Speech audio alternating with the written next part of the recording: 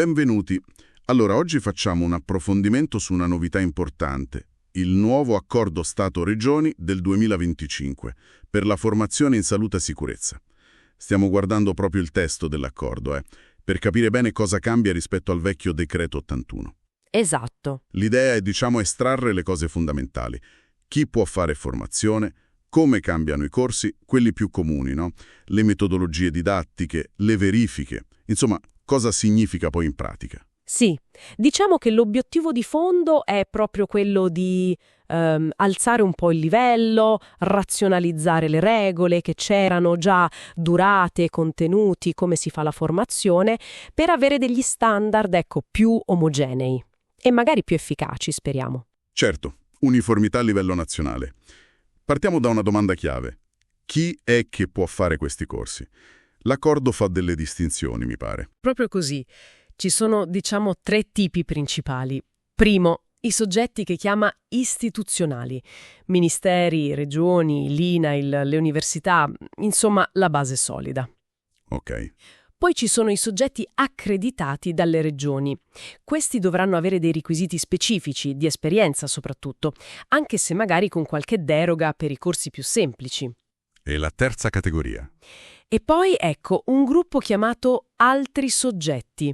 Qui dentro ci trovi gli organismi paritetici, sai, quelli bilaterali sindacati imprese, i fondi interprofessionali e anche associazioni datoriali o sindacali importanti. Ah, interessante questa terza via. Ma se i requisiti minimi precisi, devono ancora definirli, no? Non c'è il rischio di un po' di confusione all'inizio? Sì, quello è un punto. L'accordo rimanda a un provvedimento futuro per i dettagli e forse per un elenco nazionale. Quindi sì, ci sarà una fase di assestamento. Capisco. Per i docenti invece la base resta il decreto del 6 marzo 2013. Però attenzione, l'accordo aggiunge requisiti specifici per alcuni corsi, tipo per chi insegna a usare certe attrezzature particolari. E le verifiche? So che è un punto su cui battono molto. Come funzionano? Assolutamente. Si rafforza l'idea che alla fine di ogni corso ci debba essere una verifica seria, documentata. Scritta, orale o pratica, dipende dal corso. Ma la vera novità, quella che sposta un po' il focus, è la verifica di efficacia. Questa la deve fare il datore di lavoro durante l'attività lavorativa. Ah, ecco. Cioè, non basta l'attestato. Esatto. L'idea è capire se quello che hai imparato in aula poi lo metti in pratica davvero, se i comportamenti sono più sicuri, non solo un pezzo di carta, insomma. Chiaro. Collega l'aula alla fabbrica, all'ufficio. Vediamo allora i corsi principali. Lavoratori, preposti, dirigenti. Cosa cambia per loro? Qui si vede l'innalzamento di cui parlavamo. Per preposti e dirigenti, per esempio, si va a un minimo di 12 ore. Non è poco. Decisamente di più. Sì, si chiede una preparazione più solida, specie su come gestire la sicurezza, le norme e anche i rischi specifici, inclusi quelli psicosociali, che sono sempre più importanti. Giusto. E per i lavoratori? Per i lavoratori c'è una buona notizia. La formazione generale, quella base, diventa un credito formativo permanente. Cioè, una volta fatta, quella vale sempre, non scade. Ottimo.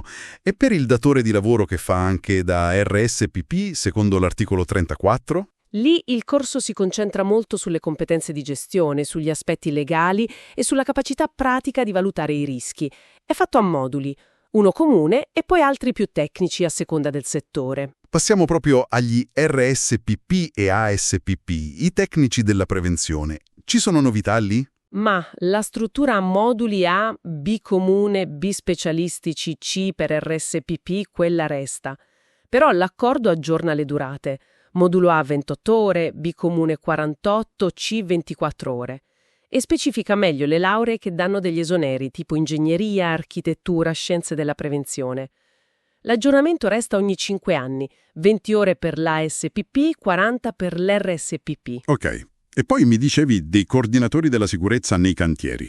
Lì cambia parecchio, vero? Sì, qui è quasi una rivoluzione.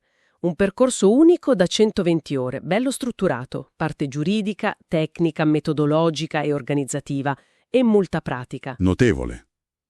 E anche per gli ambienti confinati, quelli a rischio inquinamento, arriva un corso specifico. 12 ore, 4 di teoria e 8 di pratica. E per le attrezzature particolari? Tipo piattaforme, gru, muletti. Esatto, quelle per cui serve l'abilitazione.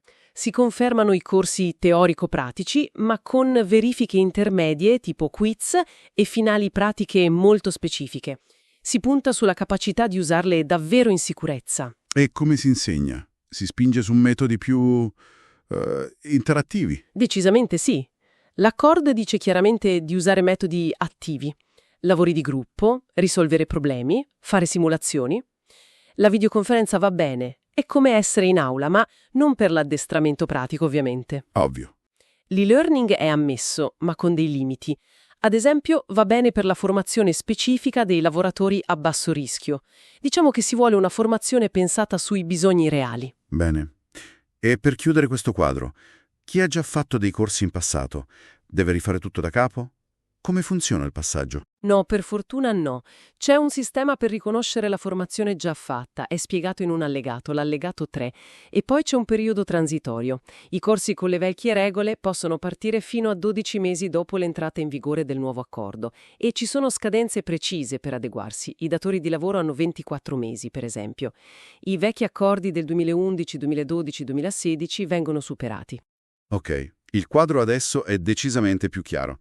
Sembra davvero un tentativo importante per rendere la formazione, più efficace, no? Sì, l'intenzione sembra quella. E questo ci porta a una riflessione finale, forse un po' provocatoria. Vai. L'accordo insiste tanto sulla verifica dell'efficacia durante il lavoro, fatta dal datore di lavoro. Ma al di là dell'obbligo formale, la vera domanda è: come facciamo a capire, con metodi concreti, se quello che si impara in aula cambia davvero i comportamenti ogni giorno? Come si misura l'impatto reale sulla sicurezza? Ecco, forse è questa la vera sfida per far funzionare questa riforma fino in fondo.